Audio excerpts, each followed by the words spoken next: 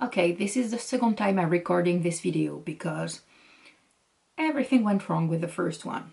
My mic just picked up the wind, I was against the light, nothing was good. And I think it's a good thing because when I first recorded this video, I titled it, I failed at changing my life. And I don't think I failed. I think just my life took a very strange direction, one that I was not planning on. So here is this video discussing this. First thing, if you're new here, and I guess because I already have 8 followers, hi, my name is Marion, I'm 36, soon to be 37. I'm a marketing director, and 2 years ago I decided to sold everything and to start traveling the world. In my last video, that was 2 months ago almost, I was telling you that I was in Colombia, that I was starting this journey of changing my life and posting video every week to show you, and that this quarter focus will be finances and freelancing. Well, no.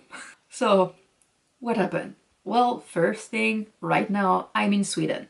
I'm in the north of Sweden and I'm volunteering in a camp as a receptionist, which I will show you in the next videos. When I recorded this first video, I thought, okay, I kind of know what will happen, but life is way too strange and way too funny when you start changing. They're like, nope, not in this direction, go there. And so, long story short, next year, in January, I will be a student and I will be moving to Canada. Yes, a first-year student in something that has nothing to do with marketing, and moving to Quebec, more specifically, in Montreal. So, a month ago I had no idea this was a possibility, and let me quickly take you back to why am I going and what happened. So I mentioned it briefly when I explained why I wanted to renew my life, but when I was a child, when I was a teenager, when I was a young adult, I was suffering a lot with some depression, some eating disorder and things like that. We thought it was chronic depression, bipolar disorder, borderline disorder. They gave me medicine for everything that were heavy medicine, and it was not that. I learned when I was almost 30 that I had PTSD, complex PTSD from something that happened during my childhood, and I tried to rebuild my life since then. But when I was in age of studying, I went to university, but I was not in any condition to study. I had 3 jobs also to try to pay everything, and so it was just too much. I had an opportunity to do an internship in marketing.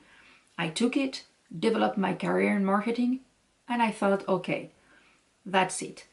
I always said, when I will be retired, I will do a PhD. And I'm not saying I will do a PhD, no. But I always say, I want to study. This is the goal, but first I'm stuck in this life where I have to survive and I have to do stuff. So I have a career in marketing and that's it. I do not really enjoy marketing. I like working with clients, I like developing brands with them, I like developing business, but marketing, no. So I did my little career in marketing, and at some point I really wanted to study. So I took a very bad decision. I rushed into it. I thought, okay, I want to study, but I have to be reasonable. So I need to find a way to study that will help my career because I'm stuck in marketing. And so I did an executive master program online in business and management from a very big French business school. I think I can safely say I hated every minute of it because we were not studying deep enough for me. It was mostly people were in a career studying at night, so you cannot go as deep into studying that you should be. I felt intellectually not challenged at all. The teacher, most of them did not know what they were teaching. Like they were PhD candidate and they had never practiced what they were trying to teach us. And I was more advanced than some of them. So I was very frustrated. I had to take a loan. It cost me 15,000, and at the end I was super mad at it. This is when I also took the decision to stop focusing on marketing, stop trying to climb a ladder that I was just putting in front of myself, and try to find what I wanted to do in life. I sold everything I had in Paris and started traveling. And when I started traveling, I reconnected with writing and creative writing. Oh, I'm warning you, the next part will be super messy, but I want to be transparent, because if you are in the same position as I was, meaning that you never had any moment to dream about what you wanted to do when you grew up, because you were sick, because you were depressed, because a lot of things, then I want you to be able to relate. If you're someone that know me, just skip this part. So I reconnect with creative writing, and I still had this will of studying. So in my head I was like, I'm gonna study creative writing. But since I was still scared of doing a jump into another field, another industry, I thought, well, I will study in English. So worst case scenario, I will be bilingual. And I kept telling that to everybody. When I was saying, oh, I want to study, I was like, no, but I want to study, but it's just to be bilingual. I don't care about the topic, which was completely wrong. So my first year of application, I apply in the UK only. I applied to 5 schools, because this is what you need to do through UCAS. I applied to 2 very academic and theoretical schools, which I had no chance of getting into. Then I applied to 2 schools I thought were safe, because they were lower rank. And when I say safe, I will still be very happy. Oh, a big spider. I will still be very happy to be admitted into any of these schools. But I thought they were the safest. Wait, I have to put a spider out. Okay, spider's out. So yes, I applied to academic, to safety, and then I applied also for a big school, one that was like the dream school. And I was sure I will have not a chance to go into that program. And this school is UEA. If you like creative writing and you want to study in the UK, look into UEA. So the application first challenged me a lot, because I had to be able to show my grade, show my bad grade when I graduated from high school, but barely, because I was in hospital for some part of the year, and so I barely graduated with 10.8, because, for example, I had a 0 in sport. I was in hospital, nobody gave my proof of absence, and so I had a 0, which is not good. So I had to work through that. And the first answer I got was a rejection. I was prepared for it. I was still disappointed about it. But then I received an email from East Anglia saying, hey, can you send us a 7-page portfolio? Which freaked me out. 7-page portfolio in English. I was not ready, so I scrapped a portfolio, sent them, and the reply was, hey, no, can you do an essay? I was like, no, please do not ask me that, but still. So thank you, YouTube and everybody who made video on how to do essays, because you helped me a lot. So I sent my little essay. In the meantime, I'm receiving a first reply from Anglia Ruskin saying, hey, we accept you, but here are the conditions. And they list some paper I already sent, so I was like, what is happening? And a few weeks later, I received an offer from UEA, and I'm thrilled. Really, this is dream school. I love almost every class they offer. I think my biggest problem will be to choose which one to take. But then I look into the price, and the price is £20,000 per year. And in the UK, with student visa, I'm not able to keep my company. I'm not able to keep my freelancer work. So I start just diving into work mode and taking client, working 70 hours per week just to save money. And of course, as I'm working super hard, I'm burning myself to the ground. because I'm not that strong emotionally and psychologically.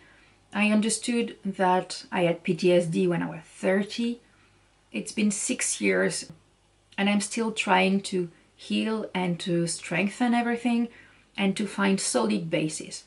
But I did not have any. I was in Thailand, but I was not enjoying at all Thailand and Malaysia because I was working all the time.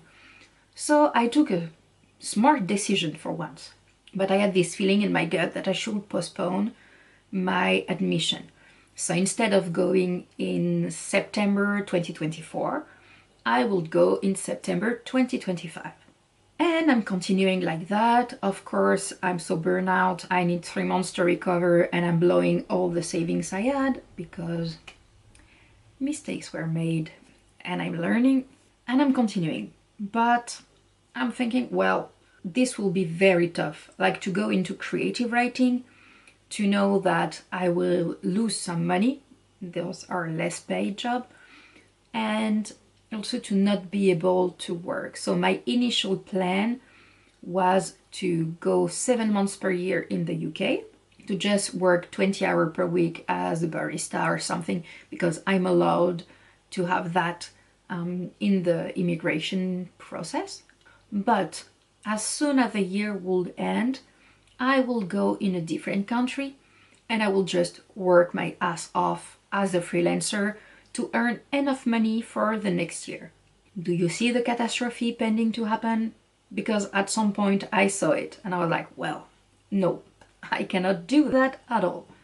So I broadened my horizon and I realized that in Ireland they had some program in creative writing. I was a little bit less excited about the program, so I was like, okay, not sure if this is what I wanted to do.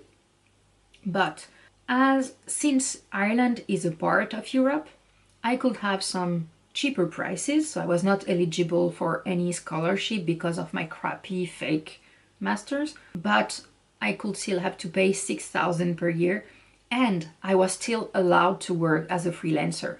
So that was amazing. And then I was like, well, I do not want to apply only for those 4 choices, so I will add some stuff. And I had 3 different programs. I added in media studies in Dublin. I added combination of English plus film studies because then it's close to creative writing in what you can study. And that was in Dublin too.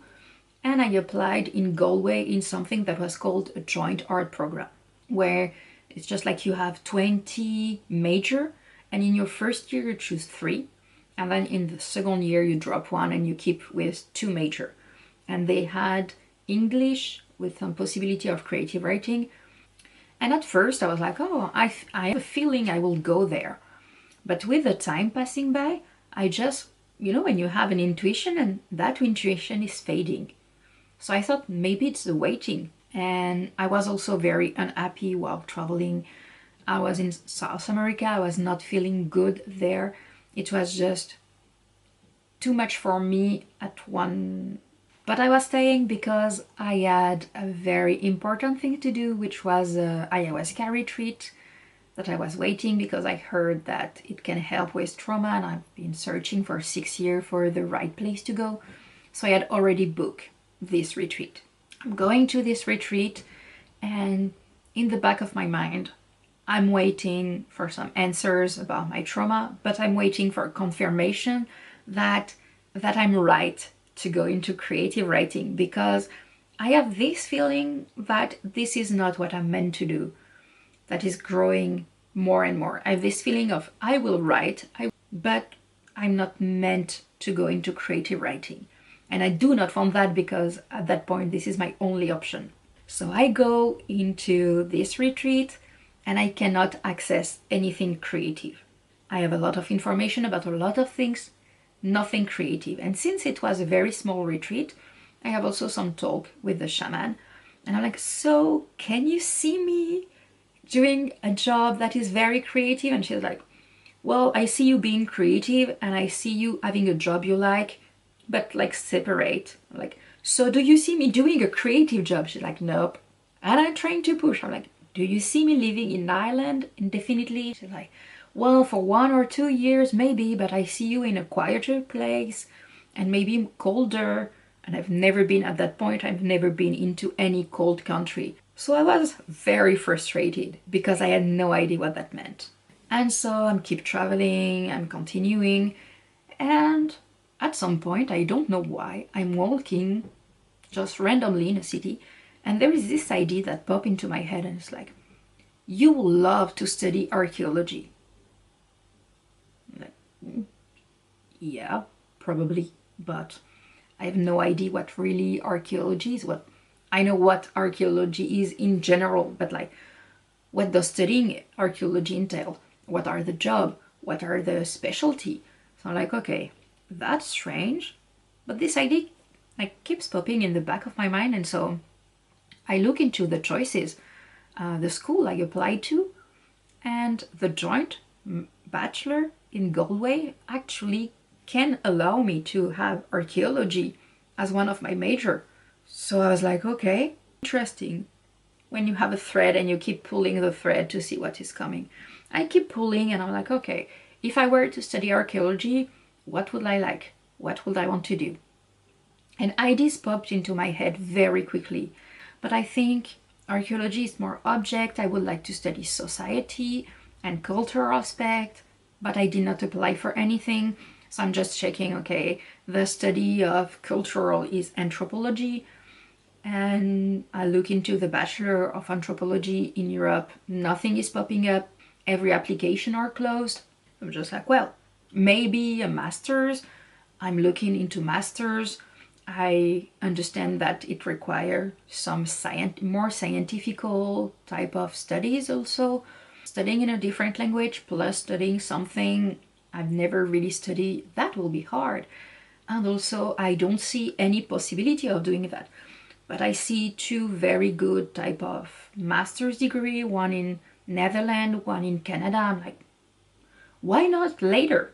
I'm gonna just continue going into my little life, and in the back of my mind I'm still continuing with that archaeology, anthropology, looking into what it is. I look at my resume and my previous experience and I'm like, oh, it fit perfectly. Like almost every job experience I had, as diverse as they are, bring me direct skills that can be useful for a career in anthropology. Like, okay, interesting. Going into a co-living month where, again, I don't feel really good, and it's not like the people, it's me. I'm not good in that period of time. I'm not good to be surrounded by people.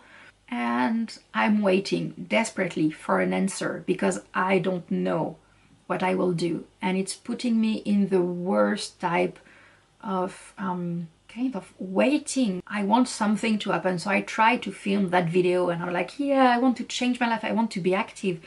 But the wait is killing me.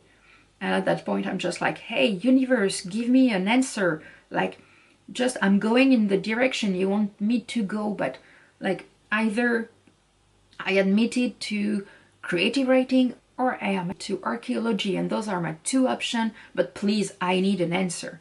And if you have never looked into Ireland, right now there is a huge housing crisis. Huge. So I had applied for student accommodation, but it's a lottery.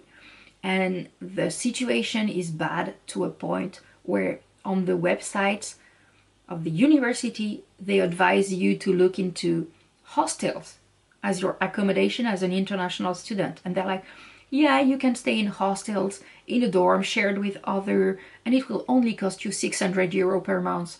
So that's how crazy it is. And there is the first day of result for accommodation. And in my mind, I'm just like, I'm just desperate. I absolutely need something. And no answer. No answer. So I start freaking out, I start looking. There are some private accommodation, very few, but I will have to pay everything up front. So I'm like, I need 10,000 more. And I'm just in this type of loop of stress. I'm just unwell, not good at all. And so I think maybe instead of staying in my room right now, I need to be in the co-working space where I never go because it's too noisy for me. and I go into the co-working space. I'm sitting in a corner, so there are people working around me. And suddenly, I have no idea why, a girl, she just lifted her head and she's like, "Hey, Marion, where are you planning to go in Ireland next year?"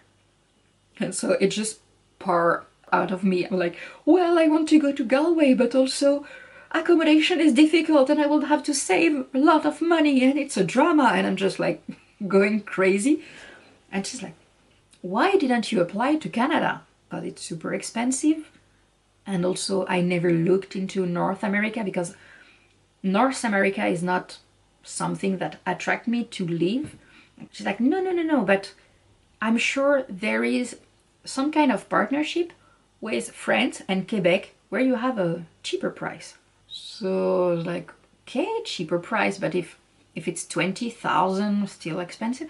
Look, she's like, "Oh no, you pay the price of Canadian, but Canadian outside of Quebec if you are doing a bachelor. If you want to do a master, you pay the price as Quebecois."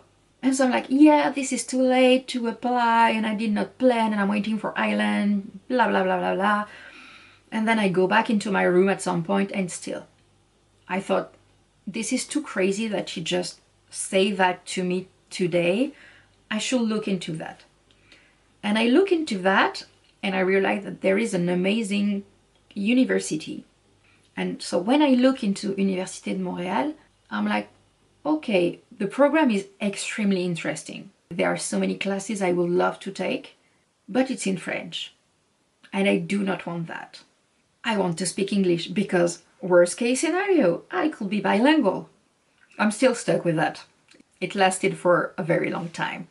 And the more I thought about it, the more I'm like, yeah, but also since it's in French, I can also tackle some more scientific courses because I will not struggle with the problem. But they have also some classes about English for humanities, like how do you write an essay. So it could also prepare me. And also going back to school at 37, maybe I should go easier on myself and go with French.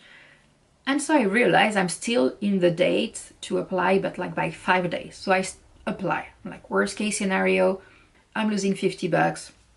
We are good. Like it's okay.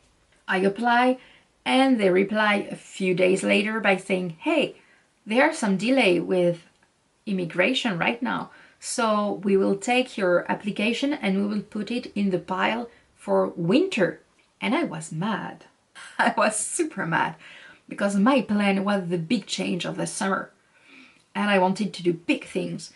And the more I thought about it, the more I was like, but also it gave me the opportunity to save up for that. It gave me the opportunity to prepare, to go slower, not in some big transition, but more a natural transition. So I just dealt with my unhappiness, and it was a lot of moment to deal with stress, with unhappiness. And at some point I just fully accepted it. And now we are in May. We are the 24th of May.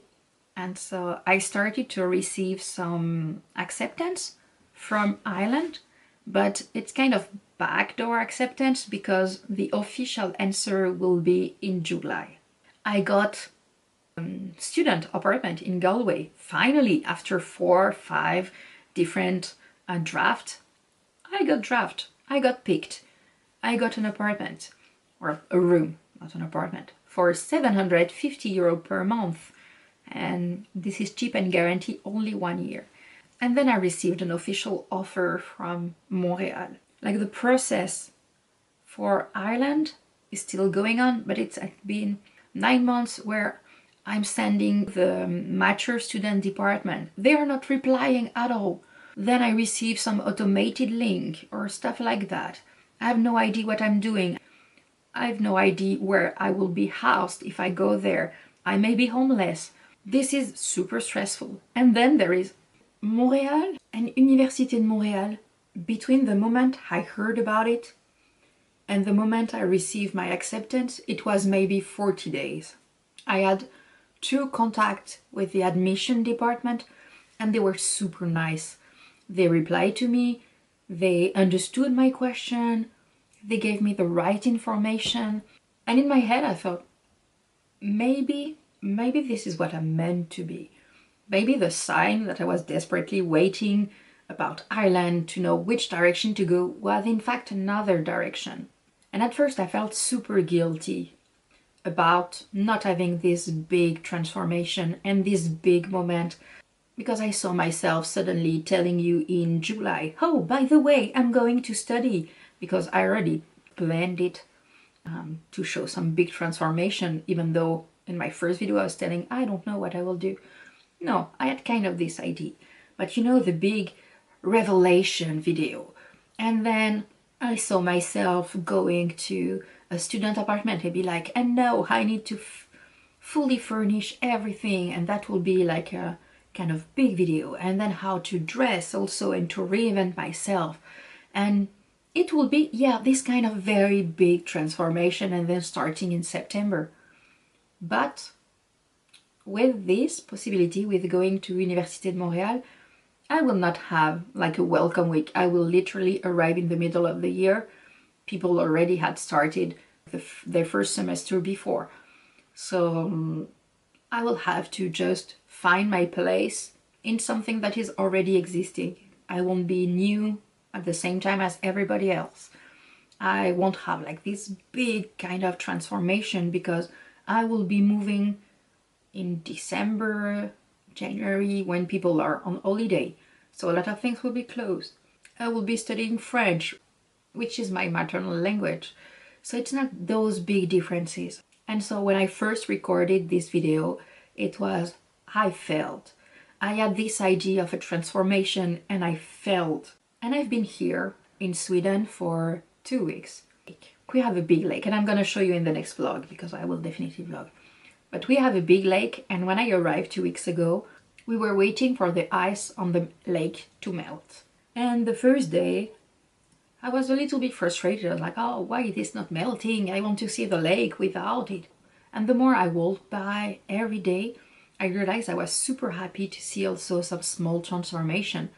At some point, nothing seems to happen for a few days. And then suddenly, it has changed drastically. And I was like, oh, I love how nature is changing. I love being just here and listening to the pine cones that are opening and seeing suddenly some animals waking up. I like how nature takes its time to transform and to go slow. And then I was like, oh, but maybe this is because this is also what I'm meant to be. Maybe at this point of my life, at this point of my healing journey, I'm made to go into softer change, to find what I like to do, what I like to explore, but in a less huge, explosive kind of way. And so I thought a lot about this YouTube channel because I was like, I wanted to show the change. And I felt like I was not changing enough. But in fact, I think this is also beautiful, to show the slower transformation and to show what it's really like. I will still have the same steps to take and the same area to tackle, because what I said in my first video was true. I want to find my creativity back. I want to work on my style. Not now, because I'm freezing my ass off, because we just got some positive temperature at night. So no, I won't dress well here. I'm in the middle of nowhere. But later, yeah, I want to. And I want also to develop friendships. I want to work on my money, because know that I need to immigrate to a different country.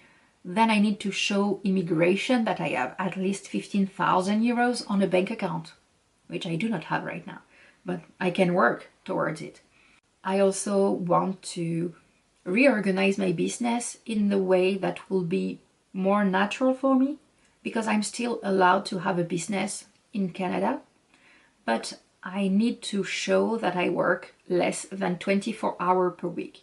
So I need to reorganize my business to work less, earn more. I need to reorganize my finances to also adapt to a student life. And so this is what I want to document. This is, I think, the most beautiful redirection I had in the last few years. Before, I always felt like redirection was somebody taking me and forcing me to move another way and pushing me. And this one is just like, hey, change your point of view.